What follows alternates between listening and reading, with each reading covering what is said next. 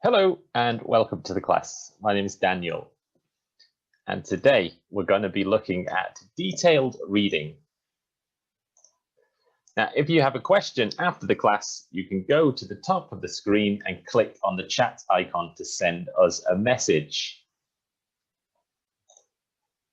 This is the first of two classes and will last around 15 minutes.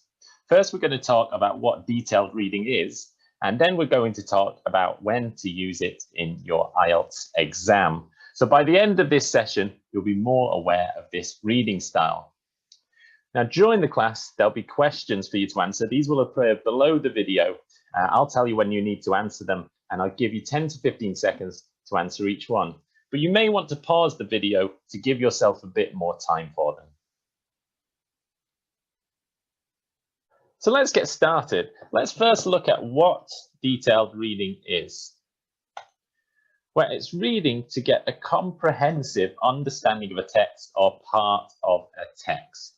And what we mean by this word comprehensive is to fully understand it, like 100 or 95% of it, the majority of it. Well, when should you read in detail?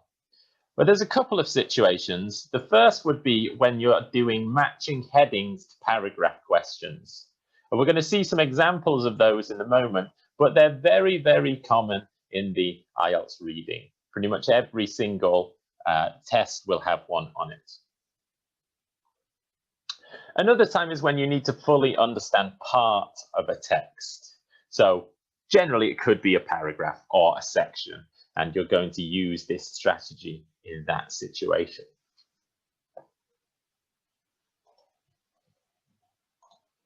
So how do we do it then? Well, the first step is to read the first two sentences in a paragraph. Now, in academic reading, generally the most important information is contained in the first couple of sentences of a paragraph, the main topic. So that would be step one to this. Then you read the last sentence of that paragraph, and then you would skim the rest of the paragraph for any key words, like most important words or words that you need to try to answer the question.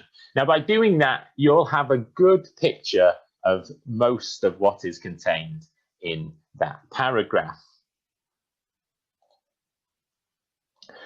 It's important as well that you ignore any words that you don't know.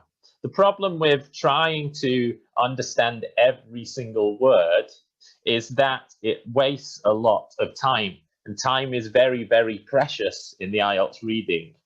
So you want to ignore any words you don't know. If you don't know them, there's nothing that can help really. So keep skipping past them and continue trying to understand the whole paragraph rather than specific little details of it. And remember, don't rush. This reading style takes a bit longer than other ones like skimming and scanning, but when you need to do it, you have to do it and you have to take your time. If you rush, you're not going to fully understand the text, or you're not going to fully understand the part of the text that you're reading. So please take your time, do it slowly, and try to get a comprehensive understanding of that part that you're reading. If you do rush it, you'll probably have to just come back again and read it again. So in a way, you're going to waste more time if you do try and rush.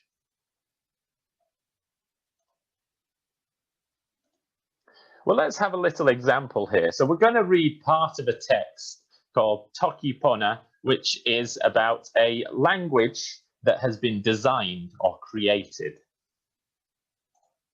So here's one of the paragraphs, and we're going to try to answer this question. So the first one that I'd like you to look at is below the video, and I'd like you to just answer this. How many sentences are in this paragraph? I'm just going to give you 10 to 15 seconds to try that.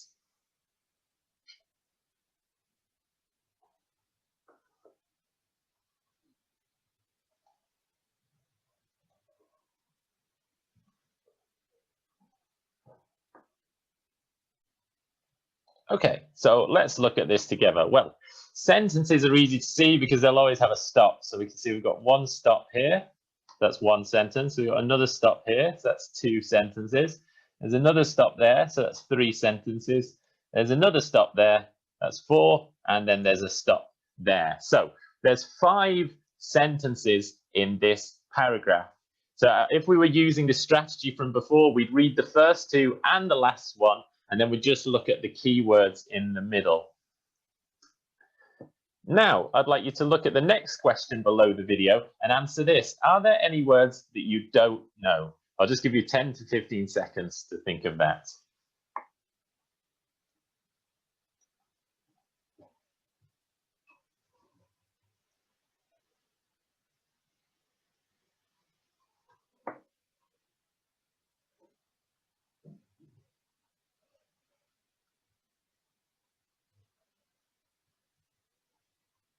Okay, so probably the answer is yes, because it has this word here, conlang, which you've probably never seen before. But the good thing is that here it gives this definition. It means it's a constructed language. So that's explaining what that means. Now, all the other words, if you don't know them, they're probably not super important. If it is really important, like this word conlang, the writer will probably give you a definition of it. And you can still understand the general meaning without understanding every single word. Now look at question 3 below the video, and I want you to say, what is the paragraph about? Is it about why the language was created, the continued development of the language, or what Toki Pona is? I'll give you 10 to 15 seconds to think of that.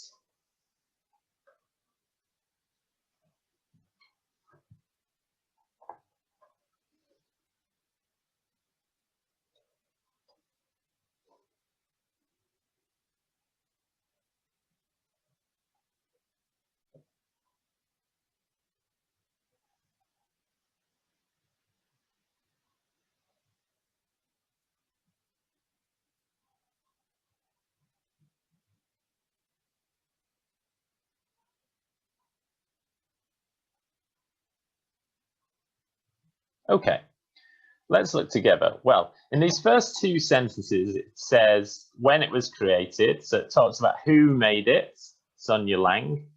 She created the language. And then it tells us a bit about it. It says it has 120 words and no use of tenses, and that it's no ordinary language. So that's in the first 2 sentences, we can get that. Then in the last sentence, it says this is a principle reflected in the name of the language. The language means speak simply or good communication, among other interpretations. And we can skim the middle and you can just see like stuff like it's a con language, a constructed language, and it was a product of Lang's informal experiments. So just by looking at those things, we can see, does it talk about why the language was created? No, it doesn't say why. Does it talk about the continued development of the language, how it's developing now?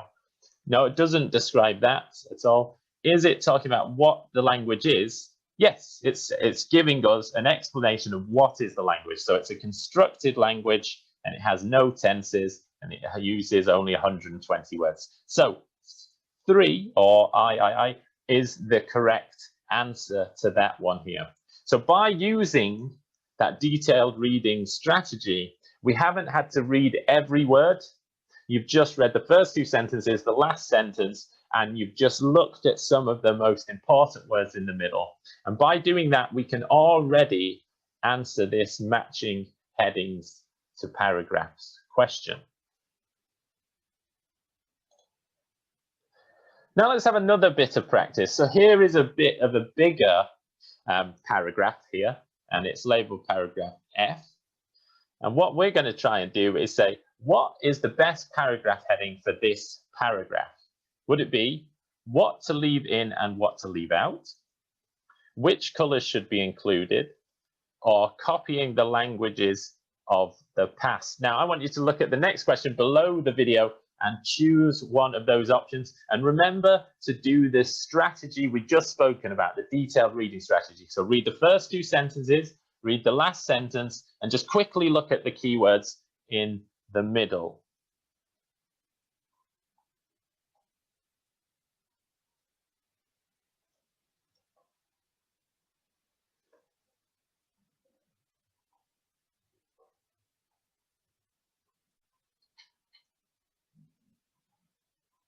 Okay, well, let's have a little look now together. So we're going to start by first going over the first sentence. So it says, it talks about the creation of her new language. She worked against the usual trend of lexical construction, whereby languages add their vocabularies organically over time through exposure to new items and concepts. Now, this one here, she said she worked against it. Whereas here it says copying the languages of the past. So it can't be that one. So it's not the third option. It then says she started with a long list of terms and decided which were dispensable, so which you could throw away, and ended with an array of words, including nouns, adjectives, and verbs, which she felt covered the basic universal concepts effectively and could be combined to create any conceivable item or concept. So from this first two paragraphs, we've got a lot of information there already. Sorry, from the first two sentences. And then we need to read the last sentence, and it says, ultimately, she decided to translate only the three primary colors, leaving all of the shades and combinations of these, purple being described as lasso, loje, blue, red. So here it's talked about colors. So you might think, okay, it's about which colors should be included. But that's just the last sentence, okay? If you remember in this beginning bit, it talks about which words were dispensable and all the words, the nouns, the adjectives, the verbs that she decided to include. So the colors was just an example of some of the words she decided to include and some that she decided to leave out. So actually the whole paragraph is talking about what words to leave in and what to leave out. So the correct answer in this situation would be I. So we can really see how a quite big paragraph, that's quite a large paragraph we just read, but we read it quite quickly. We just read the first two sentences, the last sentence, and looked at a couple of words in the middle. But even just from the first two sentences to the last sentence, we got a really good idea of the general meaning of that paragraph. And that is the aim of detailed reading. And it can really, really, really save you a lot of time.